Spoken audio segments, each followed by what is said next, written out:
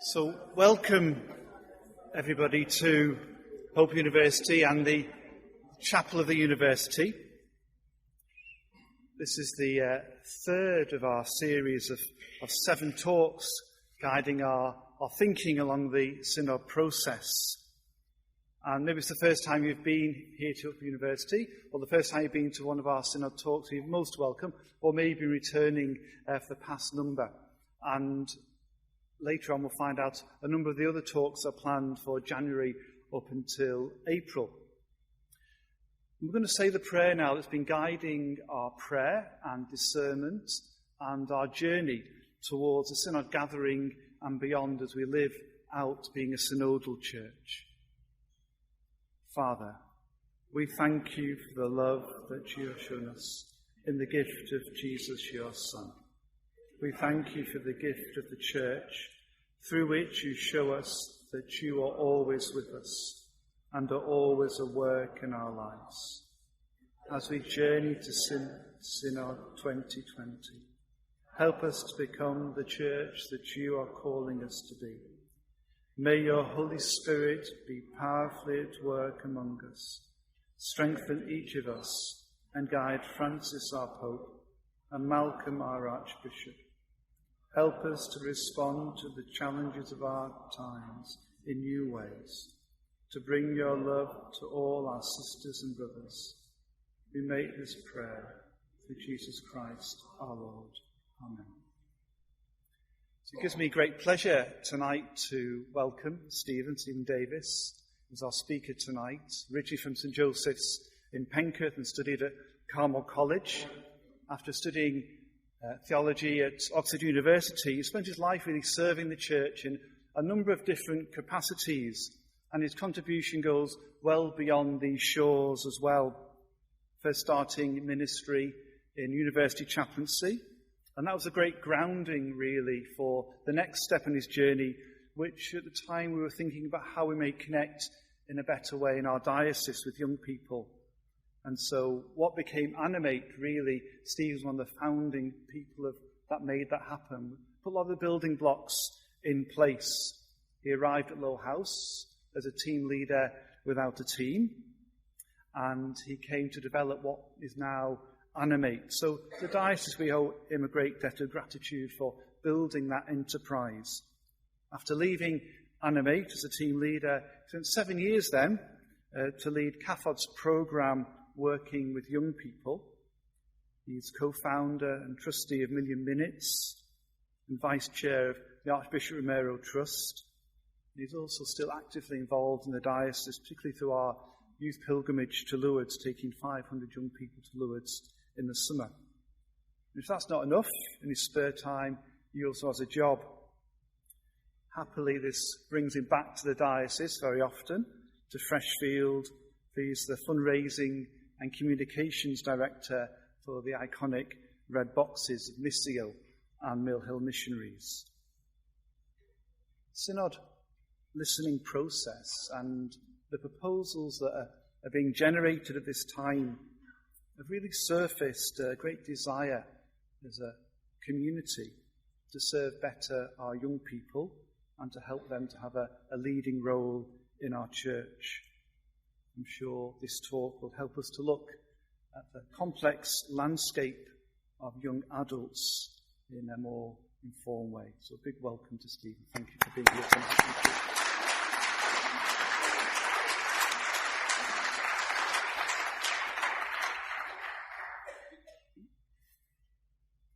Good evening, everyone.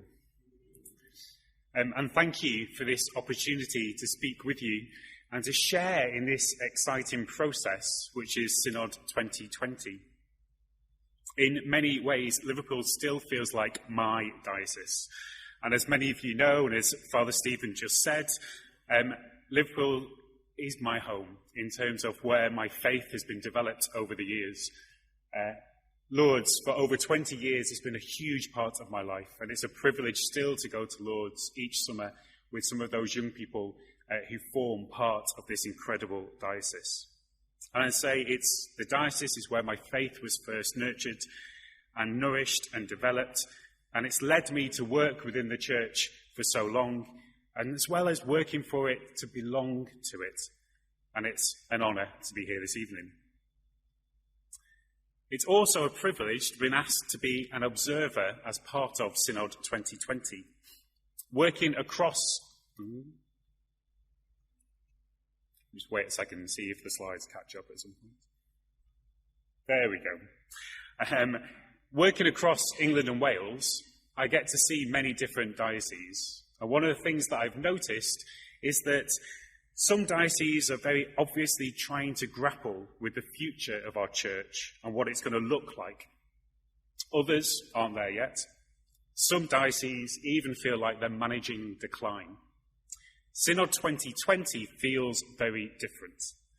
I think it's a spirit-filled and brave venture, and something which is hope-filled. And I'm holding the community who are part of it and the whole of the diocese in my prayers. So it is great to be here. It's also slightly daunting. Whenever you come back to somewhere that you know, it feels, well, it's a scary thing to do. And several friends have told me, and are sat in the audience, and have said that they've come to heckle. So thank you to all of you. I'm going to ask which ones they are. There we go. I'm also really glad that one of the themes that has come out, and particularly one of these talks, is around young people. I've got a real heart for young people within the church, and actually that it follows from last month's talk, which was about older people and the spirituality of older people, to then have this following on from that, I think is really important. And it's no surprise, as Father Stephen said, that in the discussions, young people has come up time and time again as an area that we need to spend time looking at. So it should. Tonight, I'm specifically going to share some insights gathered from research done with Catholic young people in England and Wales. In preparing for tonight's talking with Father Stephen, we wanted the authentic voice of young people to come across. And so we thought about having young people come and share their story, share what they think about the church, share their connections. But I know how daunting it is for me to stand up here tonight, to ask other people to come and bare their souls in many ways, and to really say what it is about the church which they love and struggle with is a huge responsibility to ask them to do. So what we've decided to do is to hear some of the voices of young people that have come out both through the listening process as part of Synod 2020, but also from the research I've been involved with. So we'll hear the authentic voice of young people in that way, hopefully. Also, during the course of this evening, I think we'll hear that there are so many different types of young people. To get a proper variety of those voices, we'd have to be here not just for 45 minutes, but for a lot longer to do that justice. So in this way, we get a flavour of those voices instead. Last year, another synod, specifically on young people, the Synod of Bishops in Rome, looked at young people, the faith and vocational discernment. And there were young people, including Sarah Wells, or Sarah Burrows was her before she was married, from this diocese, another former member of Animate, were part of the groups that helped to lead up to that synod in Rome. Those young people challenged the fact that the voices of young people were missing from the synod floor itself. They managed to change things. Young people had more of a role within the synod meeting than ever before. And I think young people can and should be even more visibly present within Synod 2020. We may be able to touch on that idea in the questions and answers later on. Following the synod, Pope Francis issued a document on all that was discussed. As with all documents from the Vatican, it's known by its opening words in Latin. So this one is Christus vivit, or Christ is alive. And it's a joy to read. I reread it in the last couple of weeks preparing for tonight. It was written both directly to young people and also to the whole church. And it's a real challenge to the way we engage with young people and how we go out from our comfort zones. There's also some beautiful spiritual sections which can inspire all of us, whatever our age, so I wholeheartedly recommend it. So a word from Pope Francis from that document. He says, those of us who are no longer young, I'll let you decide if that's you or not. Those of us who are no longer young need to find ways of keeping close to the voices and concerns of young people. We need to make more room for the voices of young people to be heard. And goes on, listening makes possible an exchange of gifts in a context of empathy. At the same time, it sets the conditions for a preaching of the gospel that can touch the heart truly, decisively, and fruitfully. We need to hear that voice.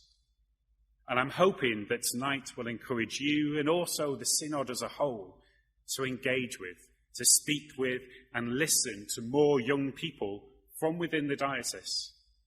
I think there's a lot more listening and prayerful reflecting to be done alongside those young people over the next 10 months and beyond. Now, tonight isn't going to give us all the answers. If you want those, you might as well leave now, so it's fine. It may not even surprise many of you, especially those who work with young people day to day. Because hopefully, if you are with young people at all, you will recognise some of the young people we will meet as we go through this presentation. How we unpack, how we engage, how we reach out to more of those young people, hopefully we'll pick up towards the end.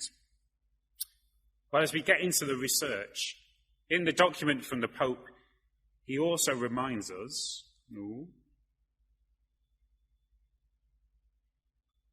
if it comes up,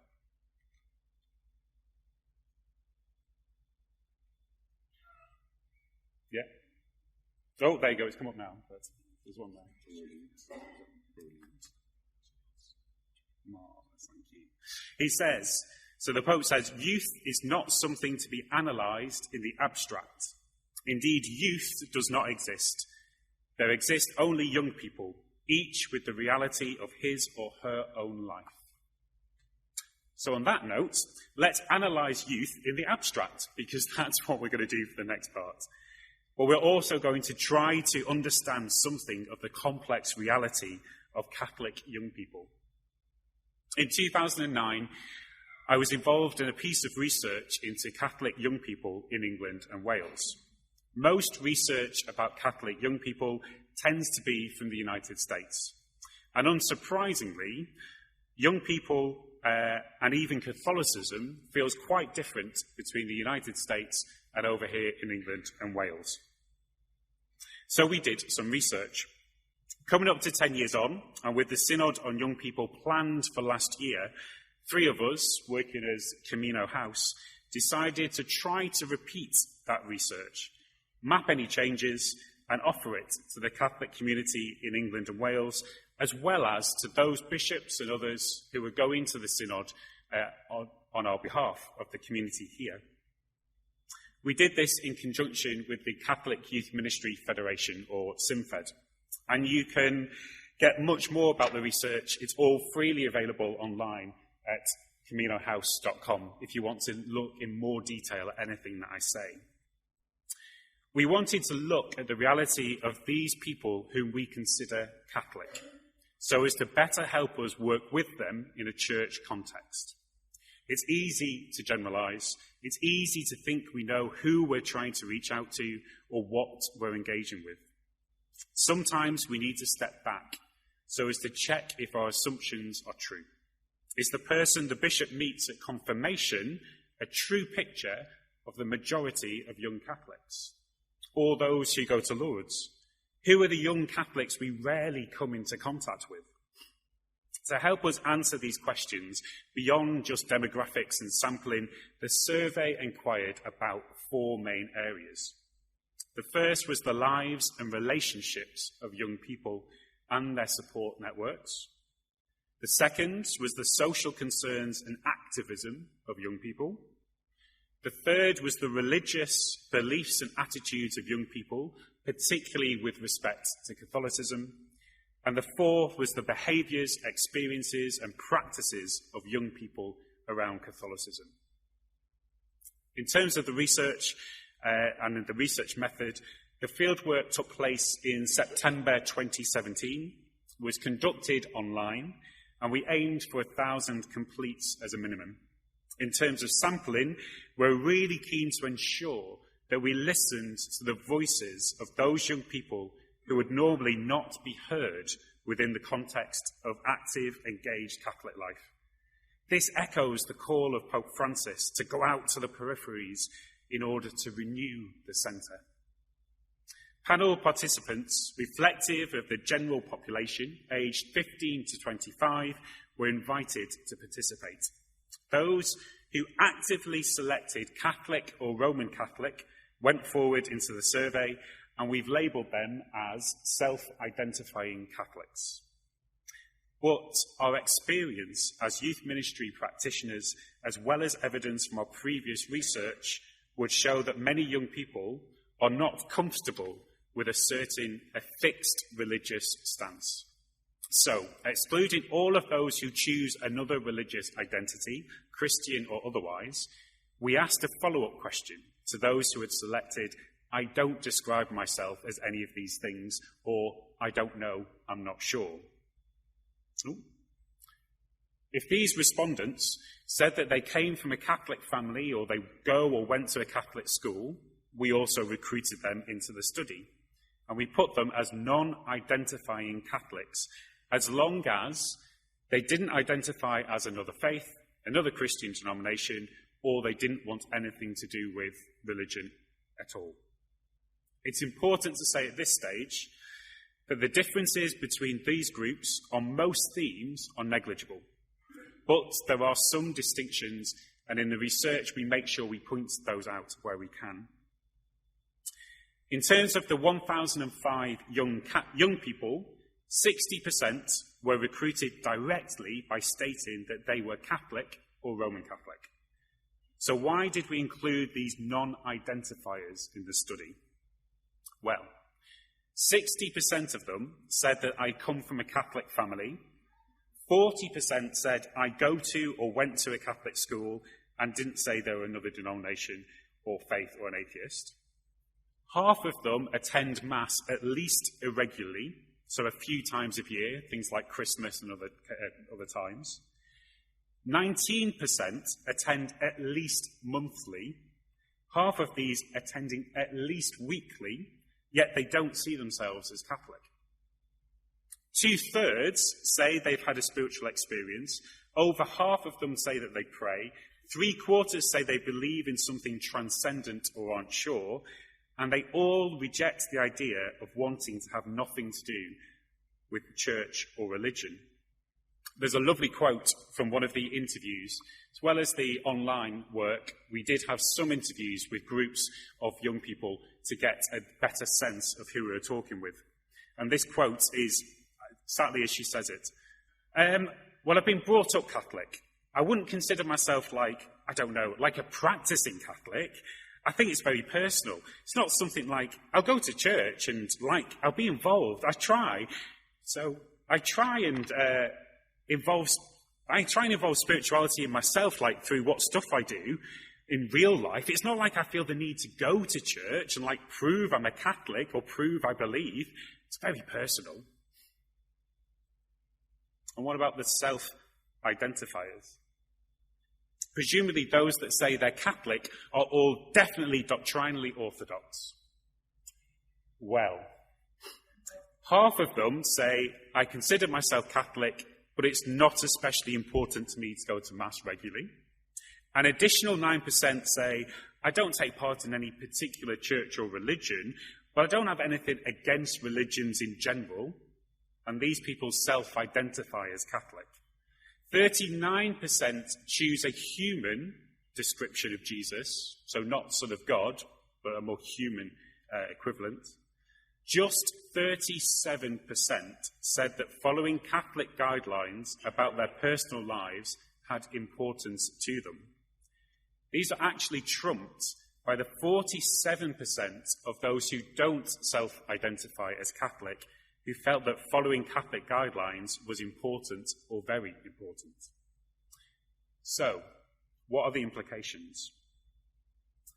we think some of it is moving from a checklist of this is what it means to be a Catholic to a shifting picture where identity, heritage and culture overlap with practices, habits and traditions, superstitions, rituals, experience. It all collides with behaviours and assumptions and self-critical evaluations, media portrayals, to make the identity of young Catholics in the 21st century Britain highly complex. Finally, before we hear a little bit more, just to note that 2/3 of those who responded were female, almost a quarter were London-based, 16% were from here in the northwest, almost half still live with family, 60 of the people aged 15 to 25 are already married. So when we try to talk about young Catholics, just like when we want to talk about Catholics in the northwest or Catholics of any other group, it is very complex. When analysing the data, we found that gender was a factor. As I said, more females than males qualified. Typically, female young Catholics say they've taken more social action in the past year than their male counterparts, except in joining a campaign group. Most notably, 61% of females have given money to charity, compared to 47% of males. And 27% of females have shared a campaign action on social media, compared to 13% of males. But the most striking area was around anxiety and stress. Asked, when you think about the past week, would you say that you've felt the following things? On every measure, females were more likely to have felt negatively in the past week than males. Up here, the males are in orange, the females are highlighted in grey. On average, 13% more females were likely to say that they felt a negative emotion during the past week. This was most pronounced, with 79% of females saying they felt stressed or worried about how they look, compared to 54% of males. It was an anonymous online survey, so there is likely to have been less bravado or wanting to appear tough or not wanting to admit what they really felt. We can trust what these statistics are saying. This also follows through onto their concerns. On every issue except the economy, females express more strong concern than their male counterparts, particularly in the areas of terrorism, where females were 55% more concerned, and 55% were concerned, 38% were concerned or very concerned of males. People being treated differently because of their sexual orientation was also higher in females, and gender inequality was also higher in females. Let's pause and hear, in their own words, from a couple of young Catholics about their worries or concerns. And these particular quotes are mainly taken from the Synod listening process.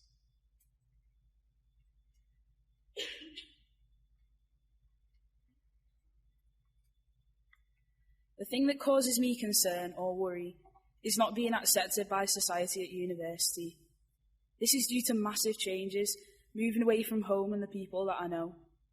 I'm also worried that a new church or parish may not be the right place for me. My faith and love of Jesus may drop or decline if I don't feel as if I belong or am wanted in a new parish. I'm concerned that as I have never been in a relationship, that my friends are judgmental of me, or that I will never be in a relationship in the future. I'm worried that I won't be free in the future. Like, I'll be tied down to responsibility, a job and a house. I dream of moving, but money, career, that'll stop my freedom. I also worry about how I should bring up my children.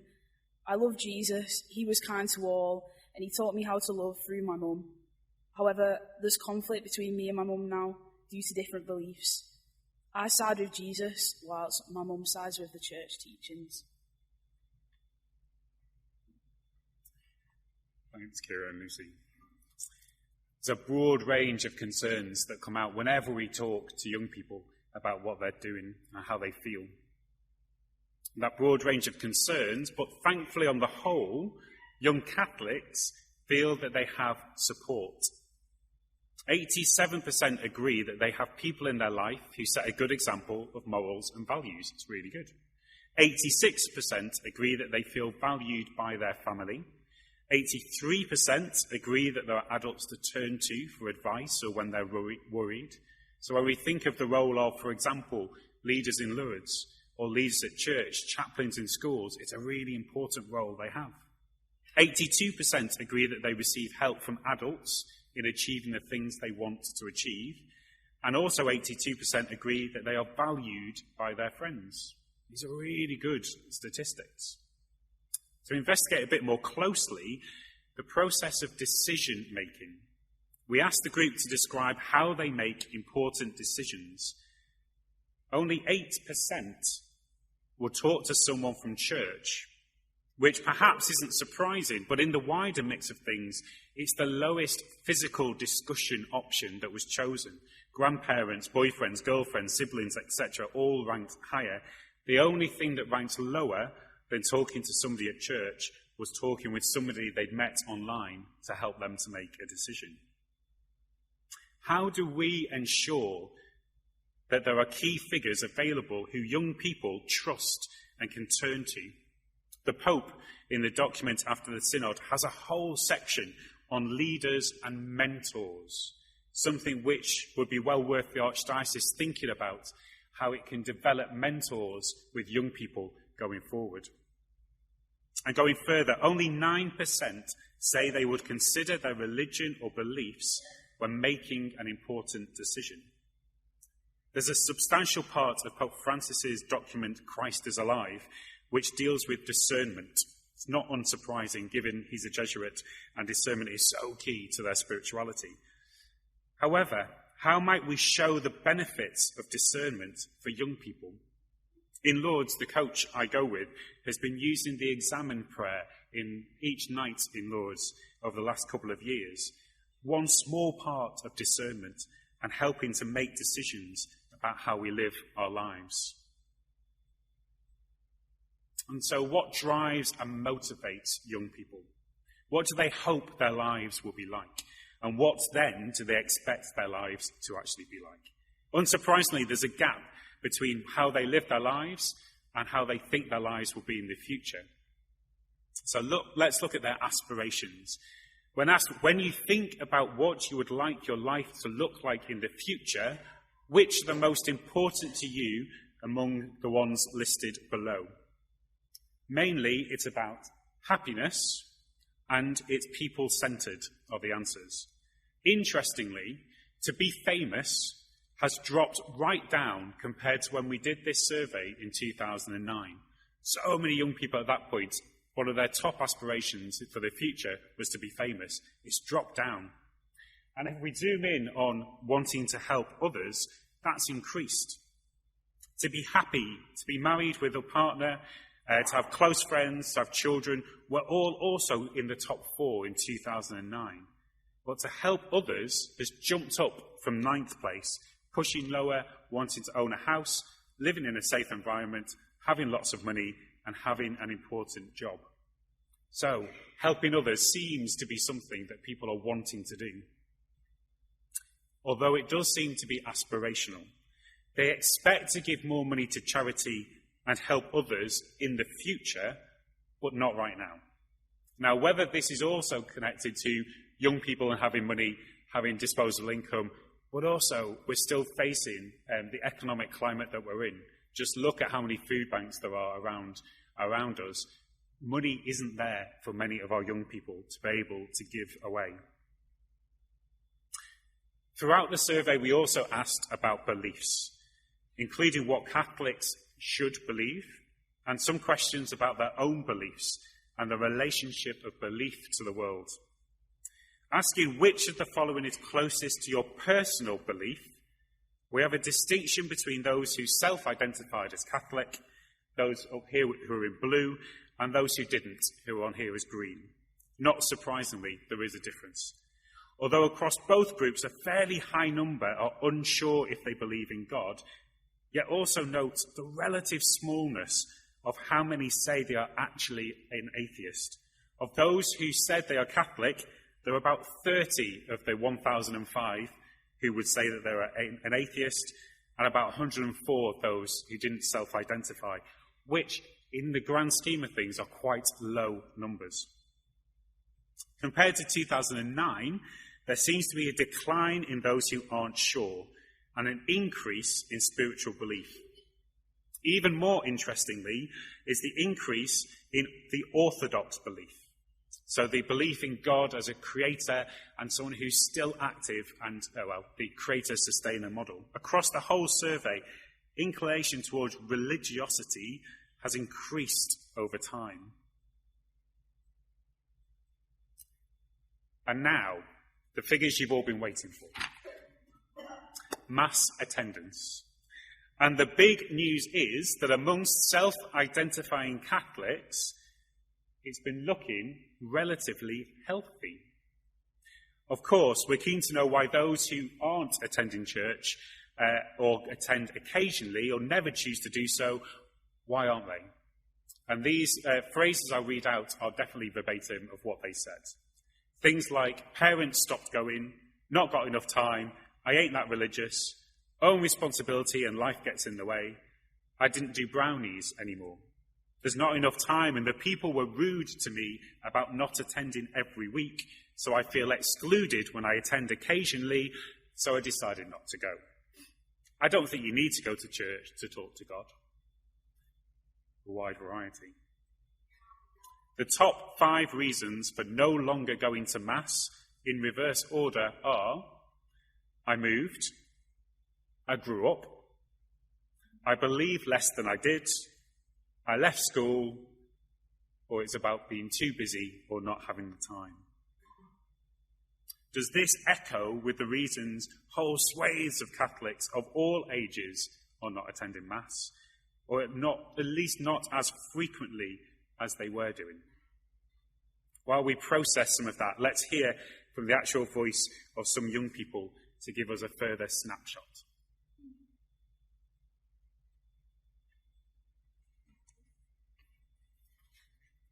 The Church's attitude to equality, sexuality and gender will drive young people away from the Church, both those who are navigating these issues and their friends. The Church needs to start making changes so that people feel welcomed or judged. There needs to be more youth events like Flame, because I feel that the youth leave the Church because they feel like they don't belong. Also, I feel that there needs to be a clear message from the Church about the major problems, and they need to give their view on LGBT+, and women having more power and say in the Church, because I feel like they are wanted. The Church excludes young people due to traditions of the older generations. If there were youth masses separate where everyone could worship in new and exciting ways, like in Lourdes, I think young people would take more of an interest in the Church and become more involved.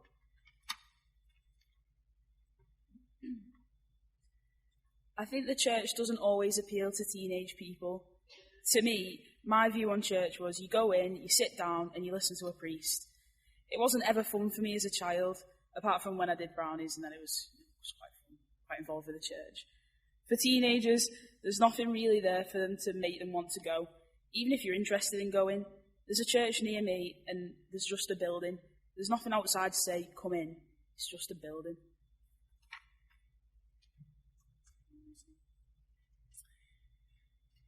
Two things from those statements. The call for Lourdes at home, yet attendance at things like Youth Alive, the Darrison Youth Liturgical Celebration, very much along the lines of Lourdes youth liturgies, the church isn't filled to the rafters, even though that event is put on. And I know of a retreat centre, which is used by many schools and colleges in the diocese, which recently offered a retreat for free for those who are really keen and really interested. Lots of people said they wanted to go, but then started to pull out last minute, and the retreat had to be cancelled. Other aspects of life get in the way. There's interest there, but again, some of it is aspirational. And did you hear the last comment? There's a church near me, and there's just the building. There's nothing outside to say, come in, it's just a building. How do we show we're open and welcoming to all people, if we truly are? However, 2/3 of young people in the survey did say that they found their local Catholic church welcoming. It really surprised us that so many felt that their local Catholic church was welcoming. That's fantastic, if that's what they feel like. How do we build on that? How do we encourage people to get involved if that's the feeling that some of them are having? And young people's views of the church are broadly positive. This wordle, so these are some of the words which were chosen. The ones which are bigger and you can see are the words which came out most frequently. Alongside words such as traditional and conservative, which may or may not be seen as positive or negative, there's actually a lot of positive: compassion, caring, welcoming, bold, direct, generous. Lots of positive words came out for young people. However, worryingly, of those who attend Mass weekly, a third think that the Catholic religion causes more problems or harm than good. Those who are at Mass each week are more negative about the church and its impact than those who go occasionally. What sort of message are we giving to people who are actually there inside the church buildings on a Sunday? Which leads to the spirituality of Catholic young people.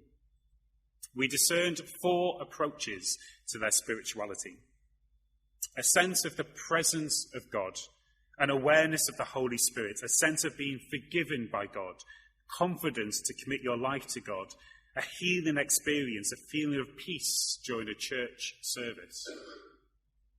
There were those whose experience was more supernatural, feeling as if somebody or something were trying to communicate with them, something beyond description, some other kind of spiritual experience, something spooky, something supernatural. Those for whom nature and the world was most important, a sense of being part of something bigger alongside others, a feeling that you're at one with nature and the universe. And then there were those where angels seemed to be the biggest presence, the presence of an angel, a sense of the presence of somebody who has died. Proportionally, more people were in the traditional spirituality framework, but there was a strength of feeling, particularly in the supernatural and the angels too, which for me leads to a question of also of language and how we describe things. Just think about how much language we use which is not common parlance. The assumptions that we make about the religious literacy of young people and of adults. Like at the start, where I mentioned the document from the Vatican, from the Pope, Christus Vivit, which is there in Latin as the first 2 words, which is a stumbling block to so many people because we don't understand Latin, and if that's how we talk about the document, we don't want to go any further into it. I also remember, quick aside, whilst working at Animate, and in one of the services, one of the young people, I went to basically tell him off because he was talking. But as I started to speak to him, he was explaining that he was explaining to the person next to him what on earth was going on and what we were talking about, because the language we were using made no sense to them whatsoever. It was really made me sit up and go, hold on, how are we talking? Why are we saying these things? What is the language that we use? Next, what about the impact of faith on the daily lives of young people? Again, let's hear a couple of snippets from some real young people.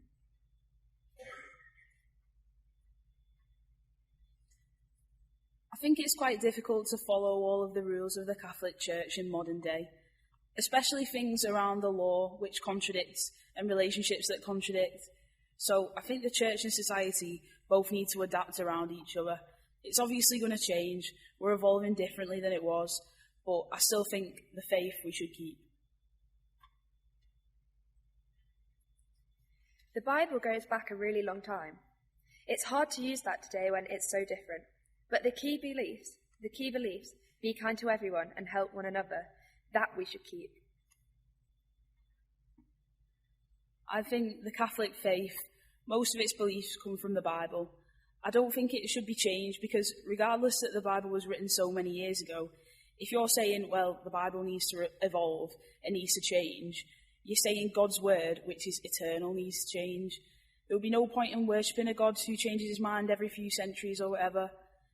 If God's word doesn't change, as it says in the Bible, what good would there be if he changes his mind all the time? Thanks, you too. Quite a strong statement at the end about God and not changing his mind. But that last comment sounds fairly rigid. Yet earlier in the interview that was taken from, the same young person said that there were many teachings in the Catholic Church which they did not agree with and they didn't follow. Yet they also came out with a statement like that. When asked about the effect faith should have on people's lives, most people said that it should mean being a good person. That if you're a Catholic, you should believe in God, whatever God looks like to you, and you should follow church teaching on helping others. However, of those who self-identify as Catholic, only just over a third think Catholic teaching about their private lives should be a factor, whereas almost half of the non-identifying Catholics think church teaching about their private lives should be followed by Catholics. And maybe those who self-identify were more aware that they're saying it would affect them personally if they're saying we should follow all those teachings rather than the others, as we heard in some of those clips. So at this stage, I also think it's important that we think a little bit about ourselves and how we might respond to some of those questions that we've just heard if we were asked them. Or maybe how we might think the people around us in the pews on the Sunday might respond to some of those questions. Every now and then when doing this research, I find myself trying to hold up these young people, these young Catholics, to a standard that I know that I don't reach. It can be very easy to point the finger and think they should be doing X, Y, and Z or believe in X, Y, and Z. But actually, what do we do ourselves? For the last bit of this presentation, it's a much shorter bit. You'll be relieved to hear. I'm relieved to hear anyway. We've had that overview of the research. There's lots more fascinating insights and details you can read online, but we also want to go, well, what now? We wanted to provide something to help apply the research, because it can all be a bit abstract. We did the same thing in 2009, and it worked really well. It helps us all think about who are the young people, who the young people are that we're trying to engage with, who are part of our community, whether we see them on a Sunday or not. We do something that's called typologies, and the typologies use insight both from the data and the experience of youth workers from across the country. And we used 3 indicators which we took from the data. We looked at those who might be very much about they talk about, I act against injustice. That's what's really important to them. Or those for whom I pray often is the key factor. Or those for whom I go to Mass regularly. Being part of the community, the Catholic community, is most important to me. If we find young people in these segments, it doesn't mean that they're rejecting the others or any of the other statements. They're just not embracing them as fully. And the statements overlap with each other. And then on the outside, let's see if we get there. There we go. On the outside are those who might say, you might see me as a Catholic, but I might not self-identify as a Catholic. Now, it's a lovely Venn diagram where all the bits overlap each other, so some people could be in more than one at once. What the important thing to remember is that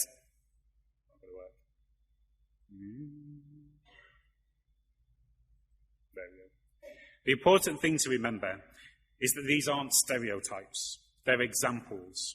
They're types of young people to help us get a picture of who they are. So we're going to have a really quick journey through some of these, just a few of these young people, to give us a clue as to who the young people are, both in our churches and outside of them. Bear in mind that you'll never actually meet these young people.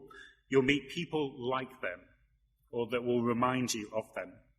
And as you go, you might want to think which ones, or if any of them, most appeal to you, or you would say is like you. When we presented the version of this in 2009 to the Catholic Bishops' Conference of England and Wales, the Cardinal said that he was like Franco, who's the cultural Catholic right on the outside of the circle. So who knows where the different members of the church hierarchy might be. We're going to start right in the centre section with Lucy. Hopefully. There we go. There's Lucy. In Lucy, we meet someone who's happy, confident about her future, engaged with her faith. Lucy's from a supportive, practicing family, likely to be going to Mass at least weekly, and is comfortable talking about her faith. She's the most likely of all young Catholics to get really engaged in social justice issues. She's more likely than any others to be engaging in church youth groups and prayer groups. However, her engagement is no guarantee that she'll stay connected. There are fewer people like Lucy the older that they get. She's far more likely than some others to say that no one understands her right now. Perhaps her faith makes her feel different and misunderstood. Or perhaps a sense of being misunderstood means that she seeks support in her faith. It could be easy for any of these three aspects of the diagram, the prayer, the social justice, going to Mass, any of them to slip. She might choose to fit in with others rather than maintain all of her faith and practice. Here's a snippet from someone who sounds like a Lucy. And is also called Lucy. It's not you. Being Catholic involves being involved. Obviously, like being involved in church and things like that. But there's more to it than that. It's a lifestyle. You have to live by what you believe, if you actually believe it. I used to go a lot as a kid, like every week, all the time because of school, although my parents were never really that bothered. And then I stopped for a year. And then I actively chose to go back myself because I knew I always liked it. I liked it as a child, so I went back. And I did that for 2 years on my own. I walked to church every Sunday morning on my own. And I got involved. I helped the children's liturgy. And then I got a part-time job, and I was required to work every Sunday morning, and I couldn't request it off. So I go as and when I can now, but I would like to go every week. Those who work with parish young people will probably see more Lucys than anyone else engaging with their work.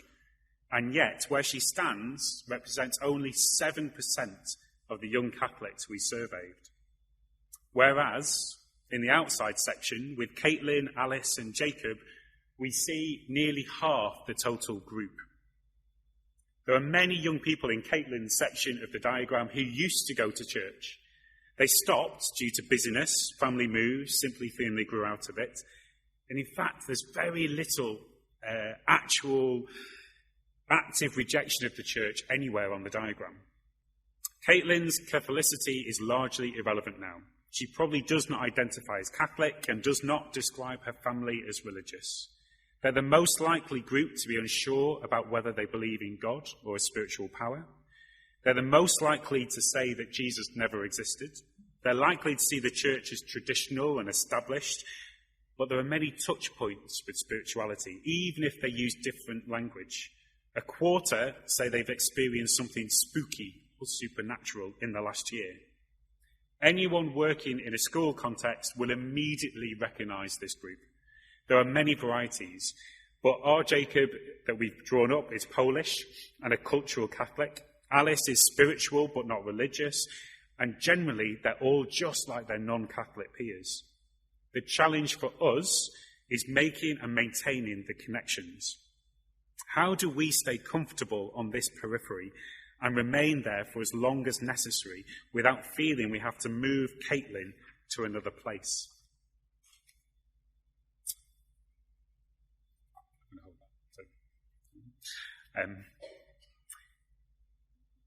That's 48% of the people that we spoke to would come into that category. Only 7% fall into that first category we saw with Lucy, which means there are 93% in the rest of it. So much of our work with young people in the church is with the 7%, not with the other 93%. That's the challenge that we've got. If we want to go with it, how do we reach out to that broader group? 2 more types, and then I'll stop and we have questions. Conscious Father Stephen's got his, we'll be looking at the time, but hopefully it's only a couple more minutes, I promise. Because,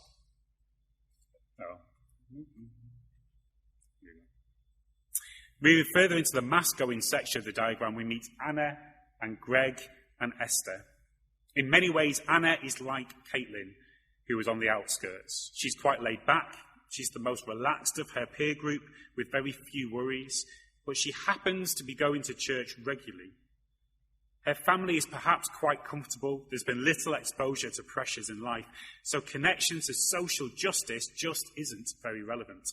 She might give something up for Lent. She might get confirmed, culturally Catholic things, but there's not really a lot more to her Catholicism. She's never been supported to make the connections to a lived faith. That said, she's still going to Mass, so there's an opportunity for Anna to go even deeper. Greg, however, is very different in his religiosity to Anna. It's very much part of his life. He's confident in his faith. He's got an investment in the church and a personal relationship with God. Actually, alongside him in the same section, there's someone called Esther, who's different in how she practices her faith, because Esther's more charismatic. She'll talk about her faith with anyone. Greg, appearing more traditional, is more likely to talk about it with his Catholic friends. With the stats. Young people like Anna, less than a third believe in God, who created and is involved in the world. They're the least concerned about social issues, but they do donate to charity. 2 in 5 had a feeling of peace in church in the last year, and they think it's okay for a Catholic to explain their religion, but not to try to convert others. Otherwise, she's just like the rest of her friends like Caitlin. Young people like Greg are the most likely of all types to believe Jesus is or was the Son of God.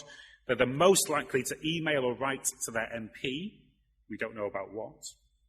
But the least likely to give money to charity.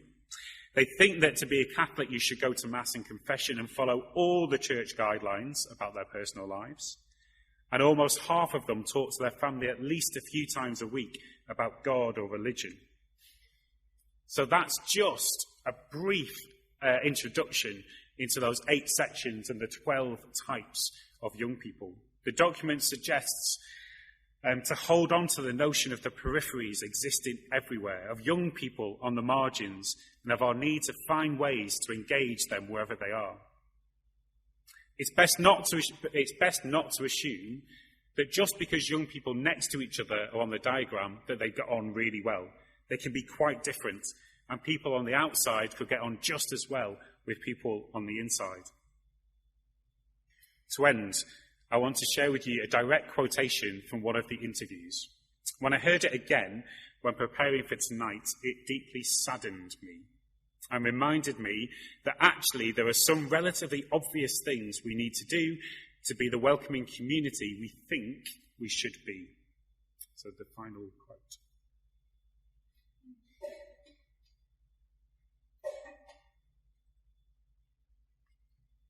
When I was going back to church, I knew that I really wanted to get involved, because I knew it was something that I wasn't used to doing, the only real thing I've done independently, and I really wanted to get involved as much as I could. So I tried my hardest to get involved in the church as a teenage girl, and I found it really difficult when I wanted to do it. And when I finally did get involved with it, and I started running the kids' church, and I prepped all my own things, and I went in early to set everything up, we got a new priest and he didn't like it. He didn't like that we were taking the kids out. In primary school, we had brownies, and when we got older, we went to guides. There isn't really anything for people of our age to do. It kind of just cuts off. I think if they kept stuff for people to do, they'd have more people there. I think there needs to be some sort of group for people our age who want to be involved. As I said, I really wanted to be involved, and I found it really difficult to be involved. That's the real experience of a young Catholic at sixth form college. As well as saddening me, it gives me hope. This is someone who is active, who wants to get involved. How can we help young people like her to know that she is welcome? Suddenly struck, I won't embarrass him, but when I was growing up in my church, I was given that responsibility. I was enabled to lead. I was encouraged to do things, and I'm convinced that's one of the reasons that I've stayed involved ever since, because many times, both by parish priests and chaplains, I've been encouraged to do things people want to. How do we enable other young people to know they have a place in our community? How do we change to enable that to happen? It's a challenge. We can't give up. One final quote from Pope Francis instead of those. Oh, apparently all the way back. Hopefully. Those listening to this afterwards won't have to endure this. Oh, I'll just read you the quote, it'll be much easier.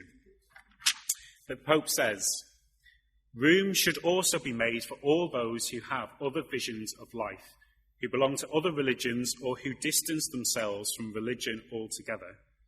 All the young, without exception, are in God's heart and thus in the Church's heart. We recognise frankly that this statement on our lips does not always find real expression in our pastoral actions. Often we remain closed in our environments, where their voice does not penetrate, or else we dedicate ourselves to less demanding and more enjoyable activities, suppressing that healthy pastoral restlessness that would urge us to move out from our supposed security. The gospel also asks us to be daring, and we want to be so, without presumption, without proselytizing, testifying to the love of the Lord and stretching out our hands to all the young people in the world." That's our challenge, and I think Synod 2020 can help us to try our best to meet it. Thank you.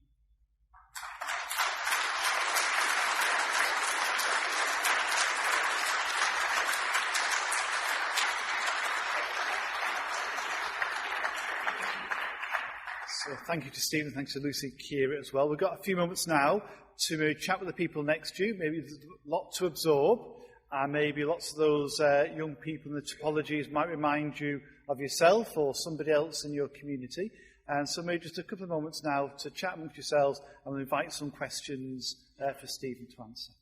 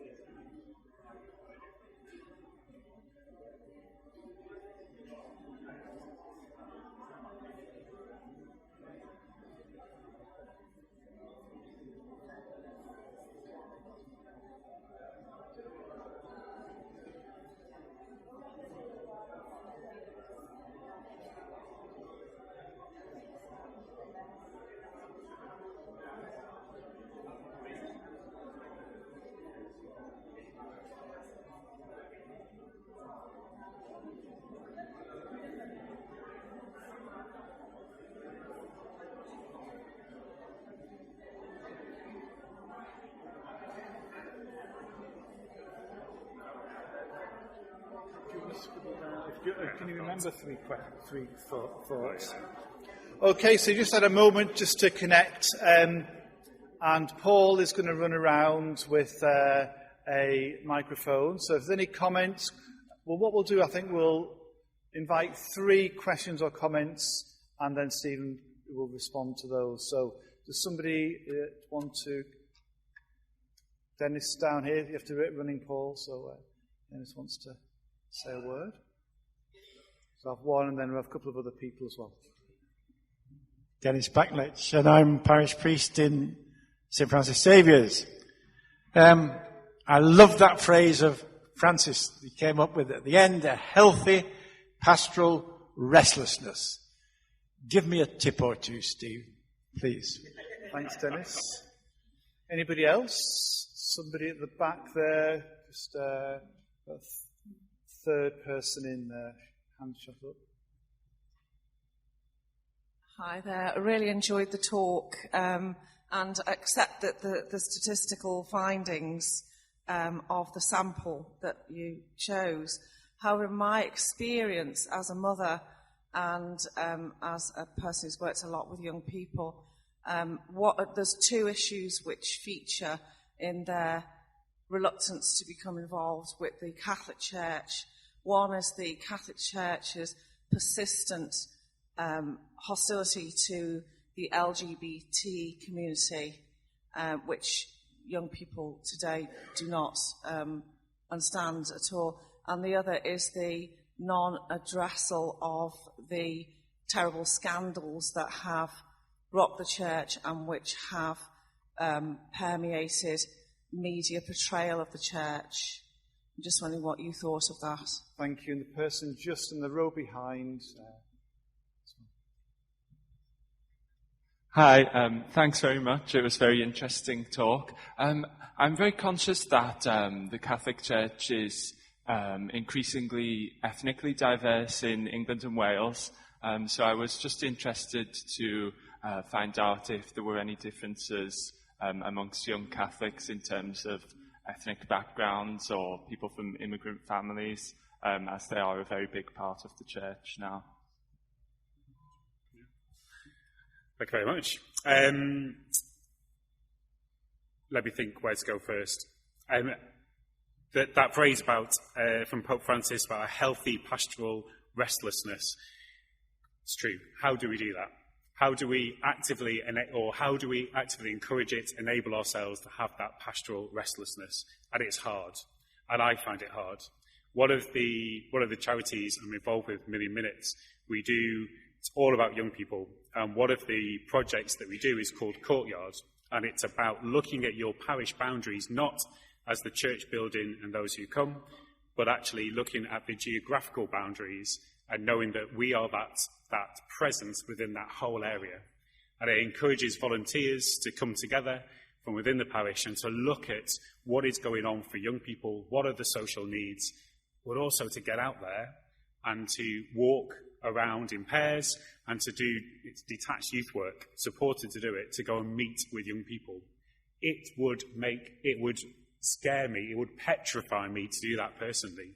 But I think it's an incredible witness, and it's really important, and it's happening in some parts of the country. I can share with you some of those ideas because it helps us to reach out to have that pastoral restlessness, I think, to look at our church buildings in a different way and how we might use them, but look at our parish boundaries. But I can't give us the answer to how do we enable ourselves to feel pastorally restless, apart from trusting in the Spirit and actually being open to the Spirit, which is what we're called to do all the time. But if you have the answers, that's great. Let me know afterwards about how we might do it. I'd love to know. Thinking about particularly the church and how it's responded to, in terms of the sexual abuse crisis within the church, and also how the church reacts to people who are LGBT+. Both definitely are issues that come up with young people all the time, but not just with young people. I think it comes up across the board. And I think it's difficult because I think what people want to hear is from some of the hierarchy in the way that the church is responding to those issues. In terms of LGBT issues, I think many of the dioceses in England and Wales are really trying to address those and provide pastoral care for people who are LGBT+. That's something which is going on. it's not always well known by those who may not be LGBT themselves, but they've got friends or family members who are, so they don't realise that's happening. So something more could be done. And I agree, in terms of the sexual abuse crisis, that the authority of the church has really been challenged as a result. And probably we're going to see more and more of that, sadly, in the coming months and years with the different inquiries that are going on right now. And we need to be aware of that and prepared for that and give voice and experience to the incredible work that the church does in some of those areas and needs to be authentic. I don't know how we enable that to happen apart from doing it ourselves, because as we know, we are the church. It gets said a lot, but we sometimes forget it. In terms of ethnic diversity, interestingly, definitely is a factor and features. And that, I think, skews some of the results sometimes when we look at the data. Unfortunately, because the sample was relatively small, partly because of sampling and costs and lots of different things, it's been hard to break down some of the data by different ethnic groups to be able to give a clearer picture of it. But you can certainly see it when you look at the church across England and Wales. In some parts, there are some vast differences. Some of the quotations I know were by people from different ethnic backgrounds. Deliberately, they're all in there. On the whole, a lot of it is similar. The majority of the information is the same if it comes through. But it's a really good point about the changing face of our church in this country. Let's do that. A few more minutes for a few other comments. So we have got a gentleman here, and then lady there, and then gentleman over there. So we'll go. Oh, go where your nearest, Paul. That'd be easier. Oh no, come down here. That's fine. So second person in here. Well, thanks very much for that presentation. I just want to make 3 points. I've been involved in Catholic education all my life before I retired. And young people go away on residentials, they experience community, and you will have experienced this yourself. And then they say to me, but when I go back to church, it's not like that. So there's a dislocation between the sense that people have of belonging and developing together and celebrating that in the Eucharist and coming back to a parish. That's the first point. The second one is that there's a terrible reluctance to change attitudes and behaviours within parish. I've got 3 children, all in different parishes around the country. I've got a daughter-in-law, and she was very active, and the organisation of, the parishes and she was very active, and she stopped going to church because of the attitude of older people in the church who didn't want the things going on that really were of interest. And the final thing, and it's to do with your presentation, not to criticise it because it was about Catholic, but in fact there wasn't too much mention of discipleship and Jesus and commitment and evangelisation. And just for one more person, I think, just down there. Paul, that's great. Thank you. Hi. Thank you. That was a really good talk and I really enjoyed it, and I'm sure we all did. Just picking up on a second point that the gentleman there made about parishes making young people feel welcome. The other Sunday, on Youth Sunday, we had our local high school who came in, did music, did dance. Our own parish drama group mimed out the gospel. And you know what? The number of people, older people, who stayed away from that mass because it was about the young people was very sad. And, if we want to encourage our young people, then we as parishioners need to make sure that we make them feel welcome to the types of masses that they enjoy. People who went out was absolutely exalted with what had gone on in that mass. And there were so many people who missed out on it because they thought, oh, it's young people and what do they have to offer? So I think it's encouraging that so many of us are here listening to what we can do to support and help our young people.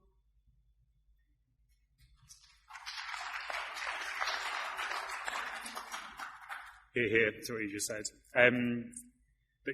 We often talk about, you have a mountaintop experience, so transfiguration language, then you come down the other side of the mountain, and then it feels like there's nothing there. I don't think it's just young people who have that when they go off on retreats or they go to Lourdes in community. You look at Lourdes and you see how many adults go to Lourdes but aren't really around and do things in the diocese or within their own local community in the rest of the year. So it's not just an issue for young people, I don't think. How we change in terms of community, I think, is how do we develop community and look at how do we develop community in a broad range of ways for our churches and the people that gather so that we are welcoming, which I think ties in with the other points. How do we ensure that people are open to others is such a broad question that I don't have the answers to that. But I desperately think community is the thing that we need to get right in all of this, is how do we form community, encourage community, how are we really there for one another? And that's not easy to do. And I know as somebody who keeps moving around, I find it difficult to go, I'm going to put down my roots in this particular community and really throw myself into it. So I'm as guilty as the next person, but I think that's something we need to try and develop. And part of that is around older and younger generations, and how do we encourage both to come together? I've seen some great initiatives where there are older and younger generations encouraged to do things together and to ask questions of each other. That's really important to get to know one another, but it takes guts to try and get that to happen. I also know a similar, I remember whilst at Animate, and it really saddened me when I was working with the confirmation group and we were going for the welcome, the mass where they were going to be welcomed as confirmation candidates. And the first thing I heard were members of the normal congregation tutting as the young people were coming in because they were disappointed that this was about to happen or they're going to be talking. They were talking so loudly that we could hear what they were saying about the young people, but they were complaining about the young people. And I had to say to the young people, actually, you need to be, I didn't say you need to be the grown-ups here, but you need to be the ones who, yes, that's not how it should be, but that's what's going on. You need to show them that you are committed to this and you're ready to do this. It's hard. It's really hard. And I acknowledge that discipleship, evangelization weren't talked about because of what the subject matter was fully. Disciples, missionary disciples that Pope Francis bangs on about, rightly so. That's Synod 2020 as well. And that's how we form these communities and enable the church to flourish, yes, but people's realization of God's love for them and how they share that with others, that's what I think we're trying to do at all times, isn't it?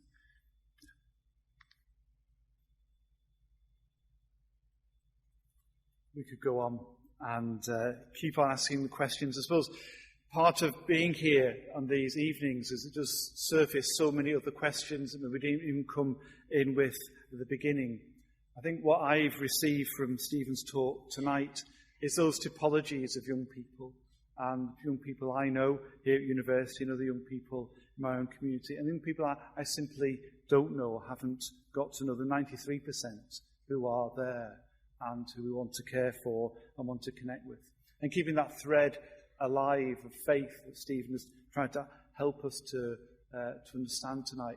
And the one word that comes back to me from his talk is about relationship, relational youth ministry. At times we often think other people are the best qualified to do it, or that other group, or that wonderful chaplain, or that wonderful youth worker, or the things they do in school.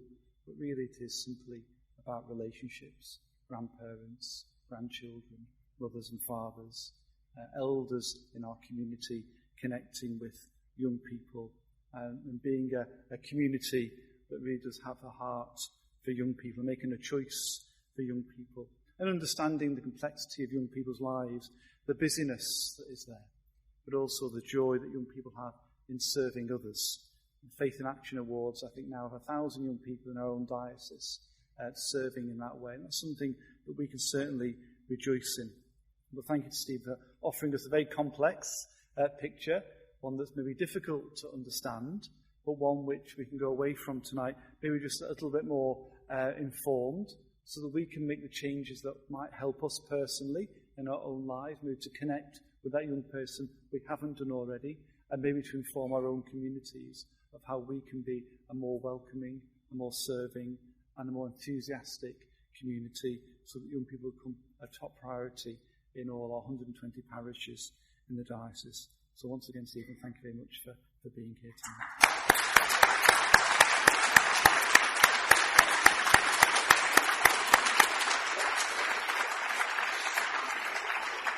And we have a couple of announcements.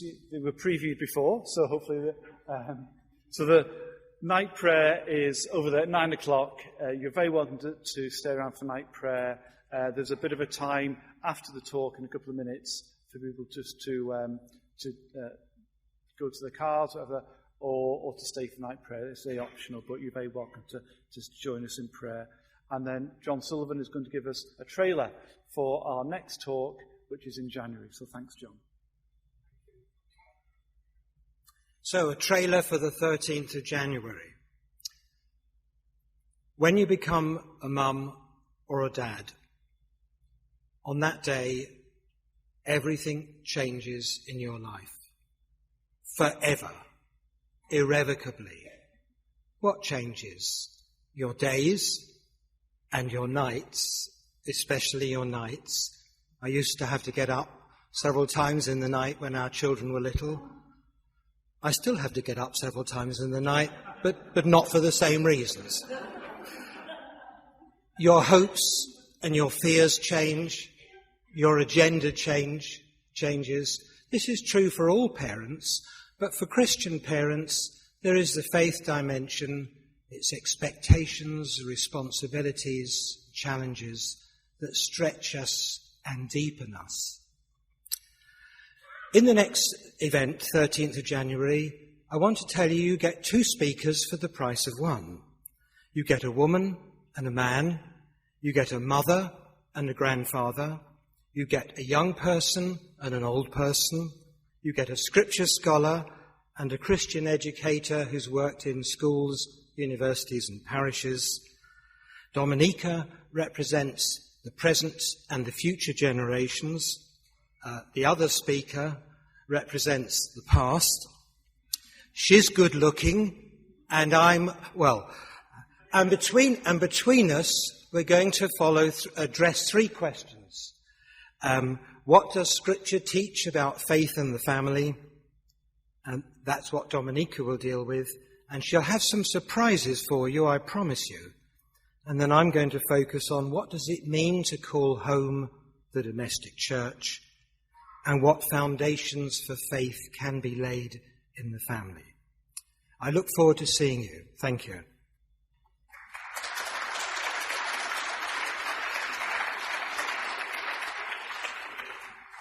And there's a collection basket at the back of church if anybody wants to make any donations for tonight's talk. So thank you for being here tonight. Safe journey home, everybody. God bless. Yes. Yes. Yes. Yes. Yes. Yes. Yes. Yes. Yes. Yes. Yes. Yes. Yes. Yes. Yes.